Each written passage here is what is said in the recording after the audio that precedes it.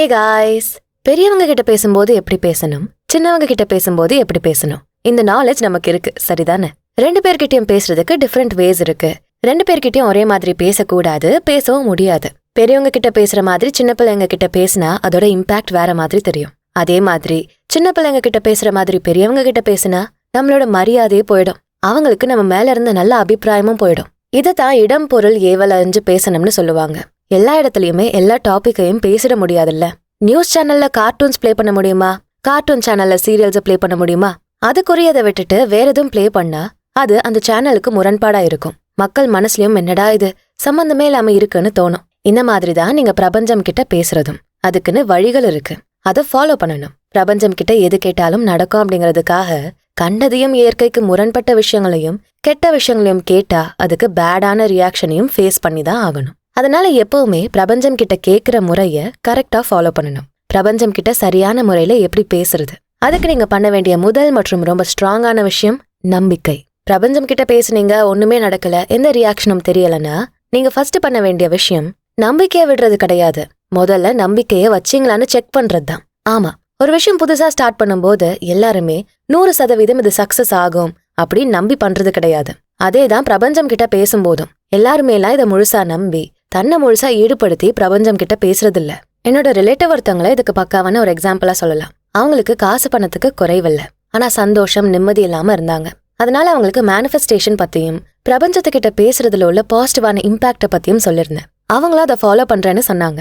நானும் அதை அவங்க பண்ணிட்டு வரட்டும்னு வெயிட் பண்ணேன். கொஞ்சம் மாசம் வரைக்கும் போச்சு, எந்த பதிலும் இல்லையேன்னு அப்புறம் நானே ஃபோன் பண்ணி பேசினேன். என்ன சித்தி, ட்ரை பண்ணி பாத்தீங்களா, ரிசல்ட் என்னாச்சுன்னு கேட்டா, அடப்போமா, நான்லாம் லக்கியே கிடையாது, இதெல்லாம் எனக்கு நடக்குமா, லக்கி பீப்புளுக்கு தான் இதெல்லாம் நடக்கும்னு சொல்லி புலம்புனாங்க. நான் உடனே, சித்தி என்ன பேசுறீங்க, அப்படியெல்லாம் எதுவும் கிடையாது. உங்களுக்கு வேண்டியதை நீங்க நம்பிக்கையோட கேட்டா அது கண்டிப்பா நடக்கும். பிரபஞ்சம் நீங்க லக்கியா அன்லக்கியா பணக்காரனா ஏழையா இதெல்லாம் பார்க்காது. அப்போ நீங்க இந்த மாதிரி அவநம்பிக்கையோட கேட்டதுனாலதான் நீங்க கேட்டது நடக்கல அப்படின்னு நான் சொல்ல. ஆமா, உடனே எப்படி நம்பிக்கை வரும், அது நடந்தா தானே நம்பிக்கை வரும்னு சொன்னாங்க. உடனே நான் முதல்ல பிரபஞ்சம் கொடுக்கும்னு நம்பி கேளுங்க, நடுவுல உங்க பயத்தை சந்தேகத்தெல்லாம் கொண்டு வராதீங்க, அதெல்லாம் விட்டுட்டு கேளுங்கன்னு சொன்னேன். இதே மாதிரிதான் நிறைய பேரு தப்பு பண்றாங்க. முதல்ல பிரபஞ்சம் எனக்கு கொடுக்கட்டும் அப்புறம் நம்புறேன்னு. பட் இது முரண்பட்ட வழி. முதல்ல நீங்க பிரபஞ்சத்தை நம்பி அதுக்குரிய ரோலை கொடுங்க, அது ஆட்டோமேட்டிக்கா உங்களுக்கு வேண்டியது எல்லாத்தையும் சிறப்பா செஞ்சு முடிக்கும். அடுத்தது 2வது தெளிவு. நீங்க எதை பத்தி கேட்க போறீங்க, அதை எப்படி கேட்க போறீங்கன்னு உங்களுக்கு தெளிவா தெரியணும். சப்போஸ் நீங்க உங்களுக்கு லவ் வேணும், ஒரு பார்ட்னர் வேணும்னு நினைக்கிறீங்கன்னா அது ஏன்னு முதல்ல யோசிங்க. ஏன்? ஏன்னா நீங்க செக்யூர்டா கன்ஃபார்ம்டா ஃபீல் பண்ணுவீங்க. உங்களுக்காக ஒருத்தர் இருக்காங்கன்னு ஒரு மன நிறைவு அது கொடுக்கும். பட் அதே நேரம் நமக்கெல்லாம் ஆளு கிடைக்குமா, நம்மளாம் அவ்வளோ வர்த்தே இல்லைன்னு தாட் கொண்டு வந்தீங்கன்னா அது முரண்பட்ட சிக்னல்ஸ் தானே பிரபஞ்சத்துக்கு அனுப்பும். எனக்கு தெரிஞ்ச ஒரு பொண்ணு டீச்சிங் ஜாப்ல இருந்தாங்க.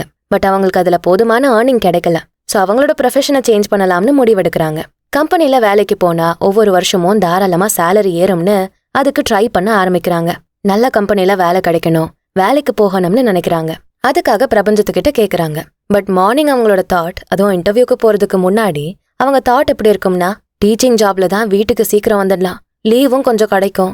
பட் கம்பெனினா தினம் ஒர்க் பண்ணணும், எந்த ஆப்ஷனை சூஸ் பண்ணணும்னு தெரியலையே, ரொம்ப கன்ஃபியூஸ்டா இருக்கேன்னு நினைப்பாங்க. அது மட்டும் இல்லாம நமக்கெல்லாம் கம்பெனில நல்ல வேலை கிடைக்குமா, வாய்ப்பே இல்லைன்னு யோசிப்பாங்க. இவங்க தாட்ஸ்ல எவ்வளவு முரண்பாடு பாத்தீங்களா? இந்த வைப் அவங்க பிரபஞ்சம் கிட்ட பேசினதுக்கு நேர் ஆப்போசிட் வைபா இருக்கு. சோ இதை பிரபஞ்சம் எப்படி எடுத்துக்கோன்னு நினைக்கிறீங்க? சோ உங்களுக்கு வேண்டியதை கேட்கும்போது தெளிவா கேளுங்க.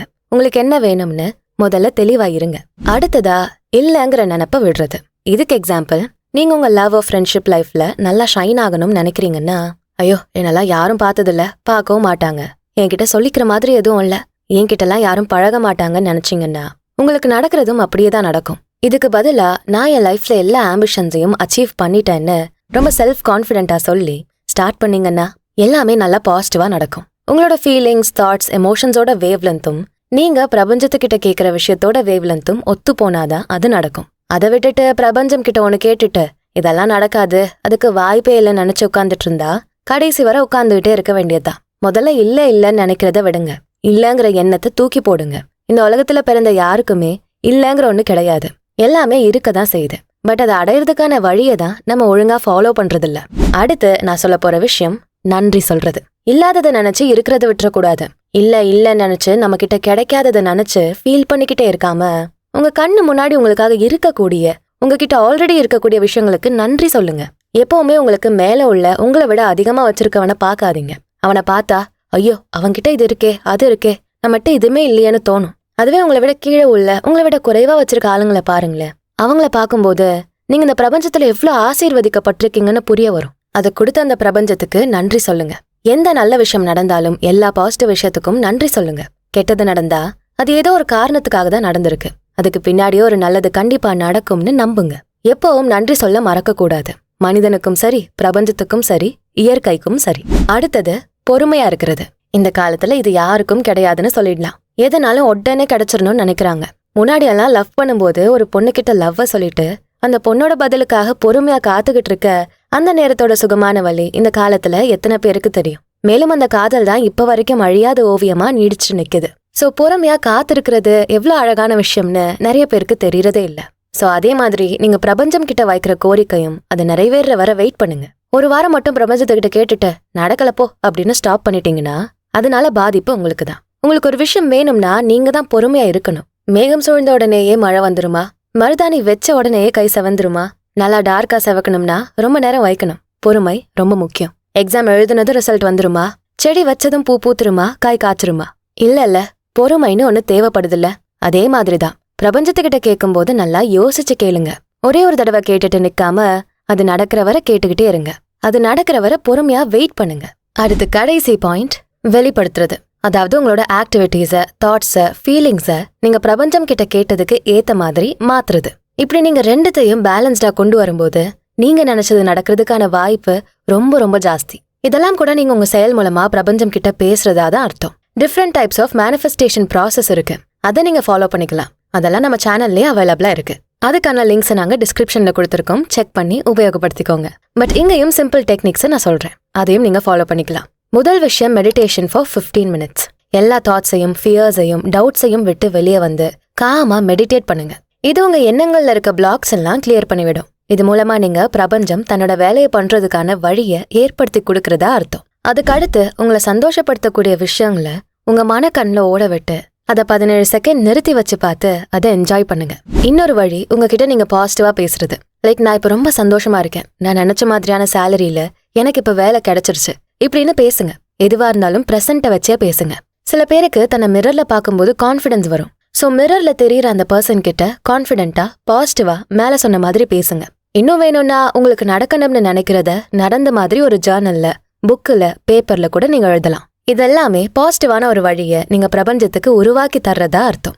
இதுவும் நீங்க பிரபஞ்சத்துக்கிட்ட பேசுற ஒரு லாங்குவேஜ் மாதிரி தான். நீங்க ரிசீவ் பண்ண ரெடியா இருக்கீங்கன்னு தெரிஞ்சாலே பிரபஞ்சம் கொடுக்க ஆரம்பிச்சிடும். ஒரு தடவையோட நிறுத்திக்காம அது உங்களுக்கு தொடர்ந்து கொடுத்துக்கிட்டே இருக்கும்.